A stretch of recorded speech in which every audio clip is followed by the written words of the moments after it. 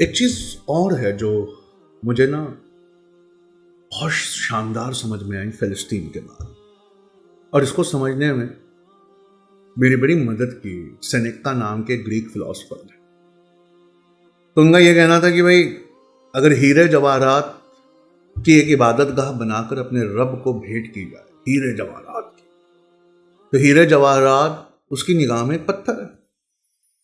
पहाड़ नदियां उसके लिए सिर्फ एक कुदरत है। अल्लाह के लिए नजारों की हैसियत नहीं रखती, उसके लिए सिर्फ एक नजारा है। सिर्फ एक नजारा है जब दुनिया की तमाम मुश्किलें और मुसीबतें किसी इंसान का रास्ता रोक दे, जब खंडरों पत्थरों गर्द और टनों मिट्टी में उसे दबा दिया जाए, जब सारी दुनिया और कायनात उसके खिलाफ हो जाए, फिर भी वो अपने रब पर भरोसा करके दोबारा खड़ा हो जाए। ये एक ऐसा नजारा है जो रब को सबसे प्यारा है। ये ईमान का सबसे ऊंचा दर्जा। ये इब्राहिम तो आग में डालने वाला जैसा है, और इब्राहिम तो पैगंबरे मुकद्दस थे।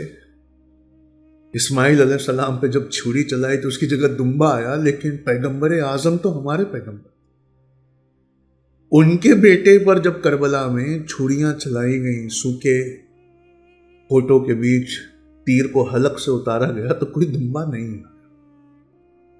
ये मोहम्मदुर रसूलुल्लाह के खानवादे के लिए चुनिया हुआ चैलेंज है, जिस चैलेंज से तुम गुजर रहे हो।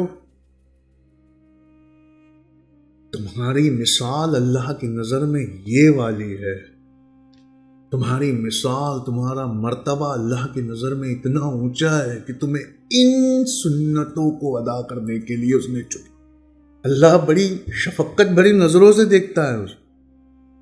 जैसे कोई वालिद अपने बड़े शानदार औलाद को बार बार रिंग में देखना चाहता है, बार बार जीतता देखना चाहता, बार बार लोगों के मुंह से उसकी तारीफें सुनना चाहता, बार बार मैदान जंग में बुलाया जाए, बार बार उन्हें खड़ा होता देखा। एंड इट इज, एक अंग्रेजी किताब में लिखा था, it is never enough for the God, it is never enough for the God. जब उसे एक ऐसा बंदा मिल जाए जो उस पर इतना भरोसा कर, उससे मोहब्बत करने लगता है, उसे बार बार। अल्लाह के रसूल की दुआ है, सही हदीस है, नबी पाक ने कहा कि मैं अपने रब के सामने दुआ करता हूं कि मौला मुझे तेरी राह में शहीद किया जाए, फिर तू उठाए, और मुझे तेरी राह में फिर शहीद किया जाए, फिर तू उठाए, और मुझे तेरी राह में फिर एक और बार शहीद होने का मौका। हजरत इब्राहिम का बार बार इम्तिहान हुआ, मोहम्मद रसूलुल्लाह सल्लल्लाहु अलैहि वसल्लम का बार बार इम्तिहान हुआ, पैलेस्टीन के लोगों तुम्हारा बार बार। The greater is your rank, then more you will be tested. Vice versa is also true. The more you will be tested, the greater will be your rank. The greater is your rank, the more you will be tested. Vice versa.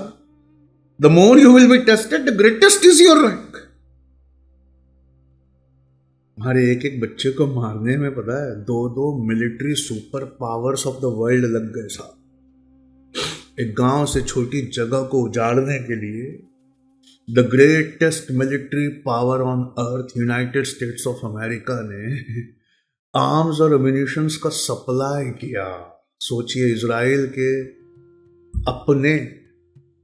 के अपने अम्यूनिशंस खत्म हो गए, कम पड़ गए, जबकि उनकी economy का बहुत बड़ा, ऑलमोस्ट 2/3 ऑफ देयर इकोनॉमी वो मिलिट्री डिफेंस एक्सपेंडिचर से आती है। उनका GDP is comprise of selling weapons to the world, intervening in every conflict and selling weapons to the world. वो मैदान जंग में तुम्हें मारने के लिए 2 most important military super powers को कंबाइन होना पड़ा। गांधी जी ने कहा था, फादर ऑफ आवर नेशन, हमारे देश के राष्ट्रपिता ने कहा था कि साउथ अफ्रीका में कहा था कि उनसे किसी ने कहा कि यार आपके अहिंसा के रास्ते पे चलो, बहुत मार पड़ती है, बड़े डंडे पड़ते हैं। तो उन्होंने कहा कि वो तुम्हें मार सकते हैं, लहूलुहान कर सकते हैं, हड्डियां तोड़ सकते हैं, जान भी ले सकते हैं। ऐसा करने से उन्हें मेरी लाश मिलेगी, लेकिन मेरी आज्ञाकारिता यानी मेरी फर्मा बरदारी और मेरी हुक्म बरदारी कतई नहीं मिलेगी। You have shown that, it is written in our history book, you have shown. Jallianwala Bagh हमारी ब्लेस्ड हिस्ट्री ऑफ इंडिया का सबसे ग्लोइंग पार्ट, तुमने उसे भी जिंदा कर दिया। बहुत अच्छी प्रोवर्ब है, सुनाता हूं मैं फिलॉसफी की बुक्स में। The nation will remain the land of free only, the nation will remain the land of free only so long it is the home of the brave.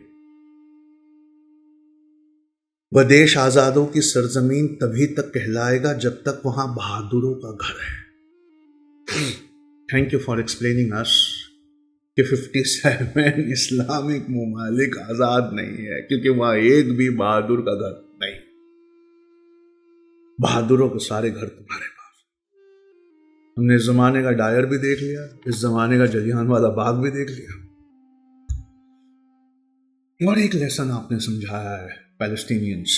पता है क्या, मैं चाहता हूं बड़े होकर बच्चे, मेरे बच्चे बहुत छोटे हैं, बड़े होकर वो इस तकरीर को देखें।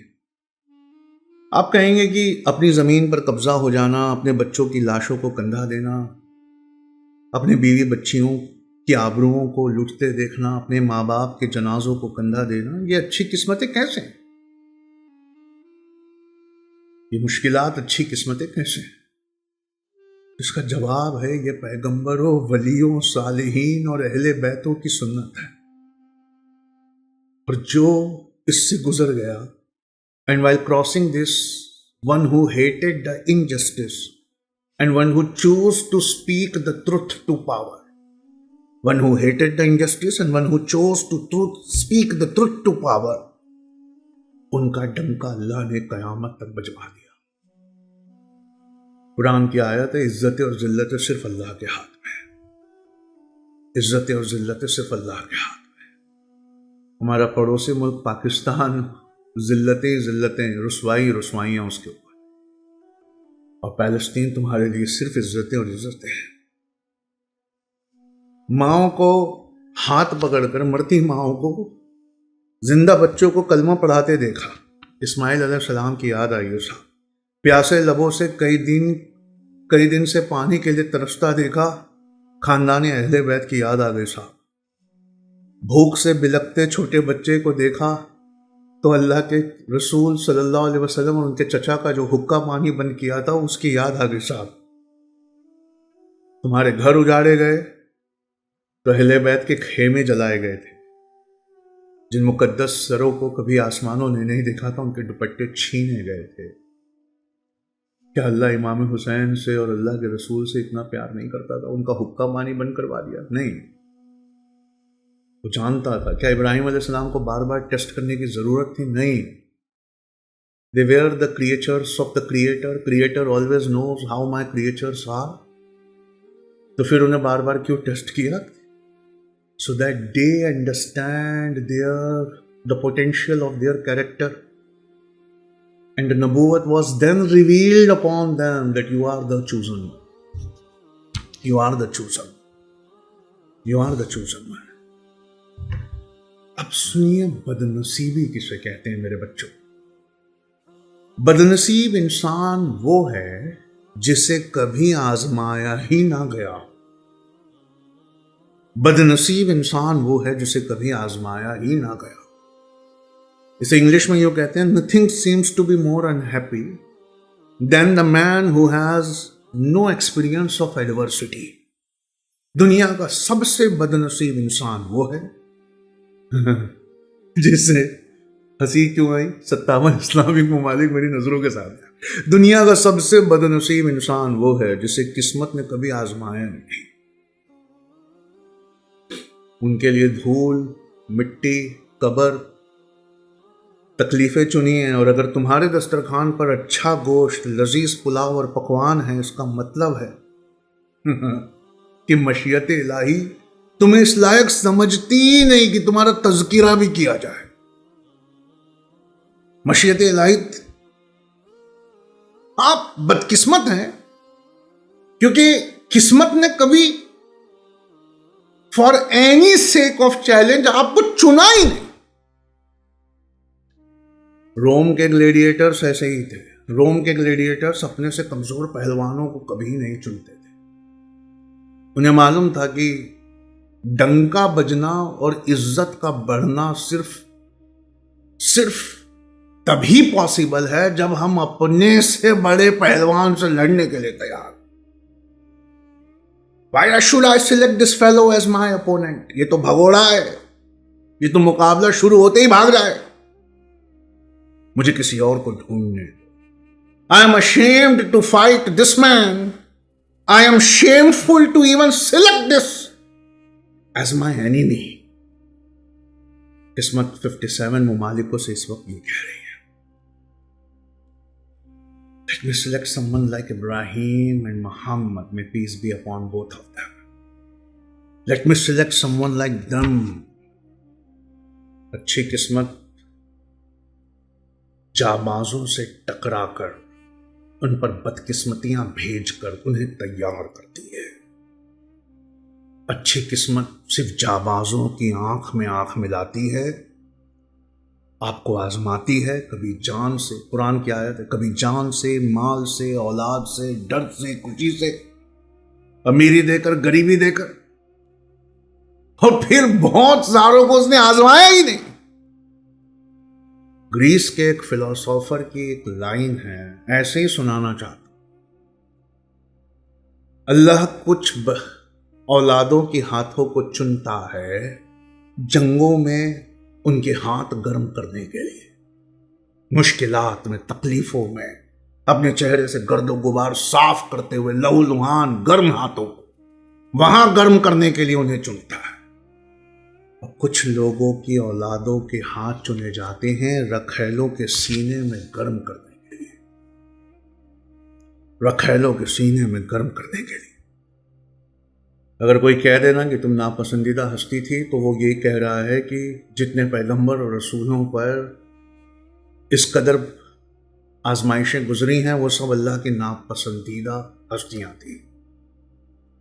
उन्हें आग में डालकर, कई पैगंबरों को आग में डालकर, उफनते सैलाबों में बहाकर, एक तरफ फौज एक तरफ दरिया से घेर कर आजमाया इसीलिए गया क्योंकि उन्हें पैगंबरे आजम, रसूल मुकद्दस बनाना। तीर उनके औलादों के सूखे हलक में तीर पार किए गए। क्यों?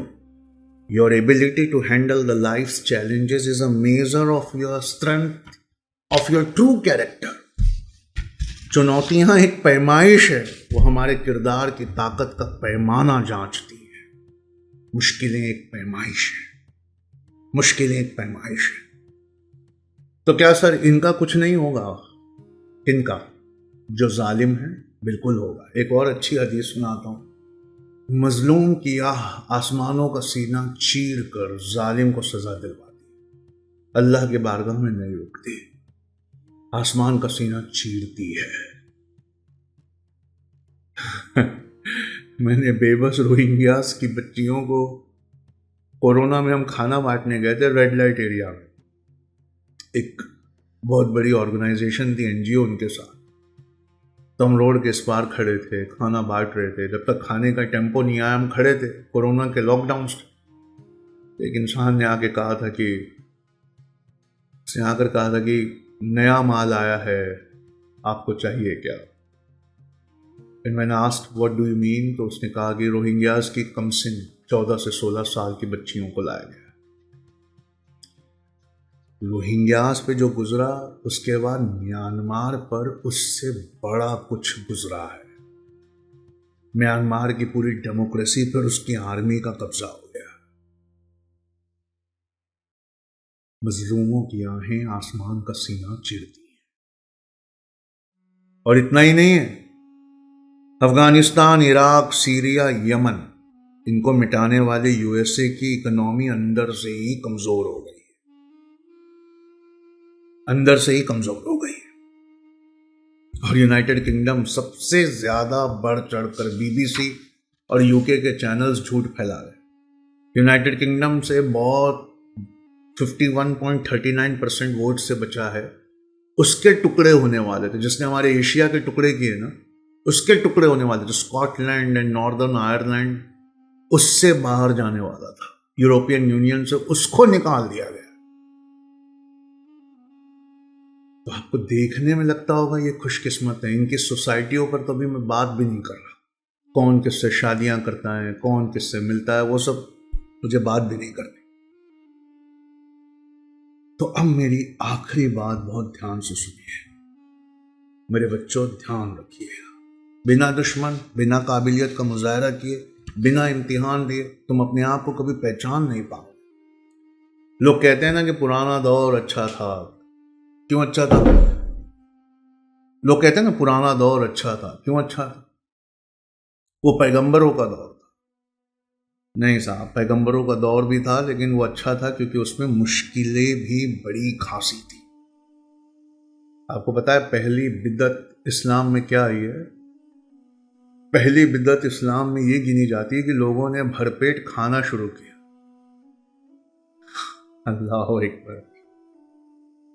पूरे साउथ एशिया में होने वाली सारी शादियां, ये हर साल उम्रे पे उम्रे,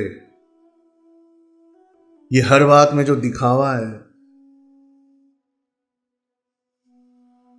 कुरैश कत्ल करने के मंसूबे बनाते, अल्लाह के रसूल और उनके चचा का हुक्का पानी बंद किया गया। हजरत बिलाल को आग पर उल्टा लटकाया गया। हजरत हमजा का कलेजा निकाल कर चबाया गया। हजरत उस्मान अली रजी अल्लाह ताला का कत्ल किया गया। ये सब सहकर उन्होंने उन जमानों को इतना अच्छा किया कि आज भी कहा जाता है पुराने जमाने अच्छे थे। जितनी बड़ी मुश्किल उतना बड़ा कलेजा, और जितना बड़ा कलेजा उस जमाने को उतना अच्छा माना गया। Disaster is the opportunity to show your true worth. ये तो दिल की बात है, पर जाने से पहले अपने कॉम्पिटिटर्स जिन्होंने ये पूरा अजाब ढाया है उनकी भी एक तारीफ तो करना चाहूंगा। उन्होंने मेंटली ऐसा क्या पढ़ लिया है, ऐसी कौन सी फ्यूचरिस्टिक एजुकेशन वो जानते हैं। आने वाले ज़माने की हर टेक्नोलॉजीज़ पे उनका कब्जा है। फॉर्च्यून 500 कंपनीज के रिसर्च एंड डेवलपमेंट सेंटर्स उनके पास हैं। ड्रग्स और मेडिसिन में सबसे उम्दा रिसर्च वो कर रहे हैं। सबसे ज़्यादा पेपर वो पब्लिश करते हैं। सबसे ज़्यादा नोबेल प्राइज़ उनको मिलता है। सबसे ज़्यादा इन्वेस्टमेंट दुनिया के हर बेहतरीन मल्टीनेशनल कॉरपोरेशंस में सबसे ज़्यादा इन्वेस्टमेंट उनके हैं। अगर हज़रत सलमान फारसी रजी अल्लाह ताला अन्हो होते हैं, जो चीफ एडवाइज़र थे अल्लाह के रसूल के, तो वो उनको एक एडवाइस देते। वो कहते कि सीरत को ज़िंदा करने वाले और कुरान की हर आयत को खुली आंखों से दिखाने वाला दिल की तरबियत तो हमेशा फिलिस्तीन की ही तरह होना चाहिए। दिल की तरबियत। लेकिन दिमाग की तालीम बिल्कुल इजराइल की तरह होना चाहिए। तो क्या सर हम उनकी तरह मक्कार नहीं हो जाएंगे? हम उनकी तरह अजाब ढाने वाले मरे हुए दिल के इमोशनलेस नहीं हो जाएंगे? नहीं होंगे। मैंने फिर कहा है, दिल की तरबियत, दिल बना है तरबियत के लिए, और वो तरबियत फिलिस्तीन ने करके दिखाई। दिमाग बना है तालीम के लिए, उस तालीम को समझना, उससे सीखना, और दिल में ईमान उससे हमेशा 10 हाथ ज्यादा रखना। वो इंसान बना कर देगा जिस इंसान का सपना आप देखे बैठे हो। बस मुझे फिलिस्तीन से इतने ही सबक समझ में आ रहे हैं। बस मुझे फिलिस्तीन से इतने ही सबक समझ में आ रहे हैं। और अल्लाह के वास्ते अपने सस्ते जज्बातों का मुजाहरा करके मुझे मत दिखाना। इस तकरीर के नीचे खराब कमेंट्स मत लिख देना। जो सवालात का जवाब मैंने देने की कोशिश की है, मैं अगर नहीं देता अपने बच्चों के लिए, तो मेरे बच्चों के जहन और गुमान में यही सवालात फिर उठते हैं। अगर अच्छे जवाब है तो वो दो। This was the lesson that I have learned. Never run away from your difficulties. Never run away. Face them. Face them. Grow stronger. Rise and conquer. पढ़ो, ऐसा पढ़ो कि इस देश को तुम पर नाज हो कि तुम्हारे जैसा एपीजे अब्दुल कलाम कभी पैदा ही नहीं हुआ। तुम्हें अब्दुल पंक्चर वाला ना कहे, अब्दुल मिसाइल वाला कहे। नाज बनो इंसानियत के लिए। बस तुम्हारे अंदर यही कमी है, वरना दिल तुम्हारा कितना जिंदा है पिछले 23 दिनों से दुनिया देख रही है। जज़ाकल्लाह खैर।